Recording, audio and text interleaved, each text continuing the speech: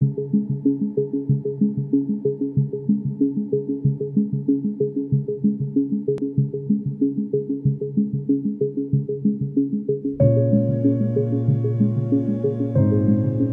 fragment de peinture murale romaine a été découvert en 1901 au niveau de la place Kléber lors de la fouille de l'ancien hôtel de la Maison Rouge à l'emplacement de l'actuelle Fnac, et il est daté de la fin du 1er siècle après Jésus-Christ.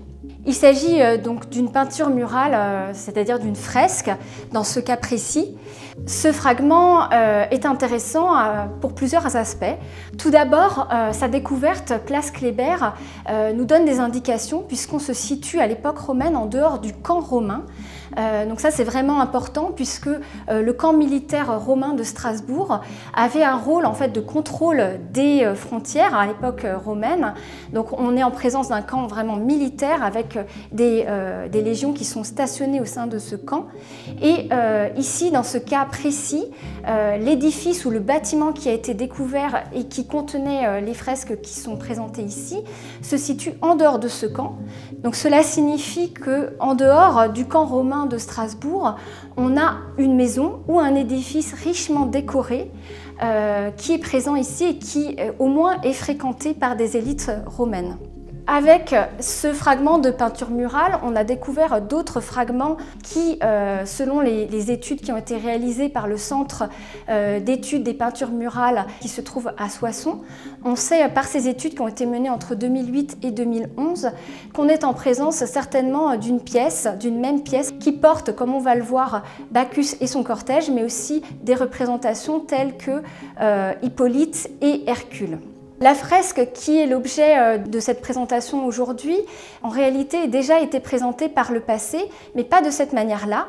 Elle a été entièrement démontée, dérestaurée et a fait l'objet d'une nouvelle étude technique d'un côté et iconographique de l'autre, qui ont permis de la restaurer et puis ensuite de la présenter au public avec une véracité plus scientifique dans l'ordonnancement des éléments, puisque à partir de ces études, on a pu identifier donc des fragments qui auparavant étaient accrochés, qui n'avaient pas lieu d'être. Voilà, cette présentation est beaucoup plus sincère au niveau des données qu'on a par rapport à ces fresques.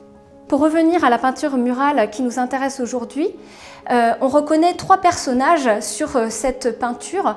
Donc le personnage central est reconnaissable grâce à sa chevelure coiffée d'éléments de vigne, de grappes de raisin, de pampres.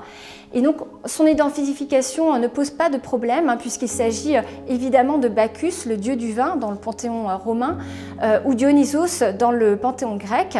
Il est accompagné devant d'un personnage qui a une oreille pointue, donc c'est-à-dire un satyre.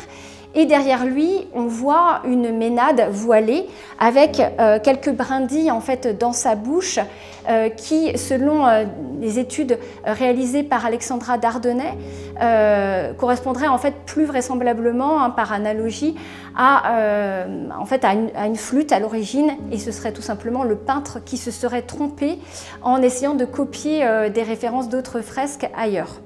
Au niveau de la composition de ces peintures murales, on voit qu'elles se situent, si vous voulez, dans l'angle supérieur droit d'un panneau.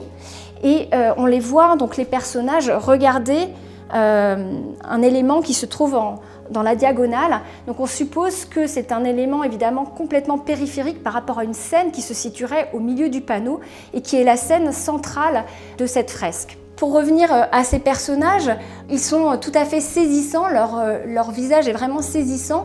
Vous le voyez, ils ont des grands yeux très écarquillés, des cils qui sont très marqués. Le peintre est venu mettre des réaux de blanc qui permettent de structurer les visages. Donc on a l'impression presque d'être face à des masques de théâtre. Donc on a des expressions qui sont très marquées.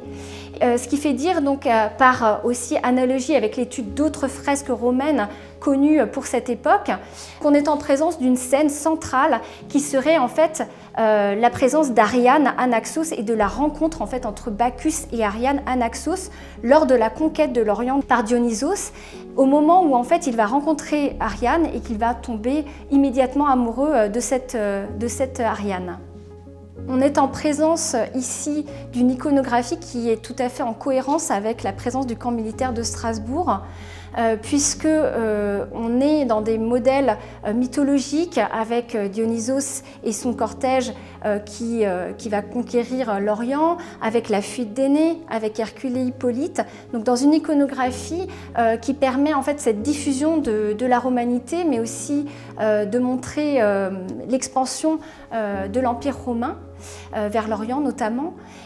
Et pour ce lieu en particulier, Alexandra Dardennay a proposé que, effectivement, s'il était fréquenté par des militaires romains, il permettait aussi de représenter des modèles à suivre de mythes fondateurs ou en tout cas expansionnistes du monde romain.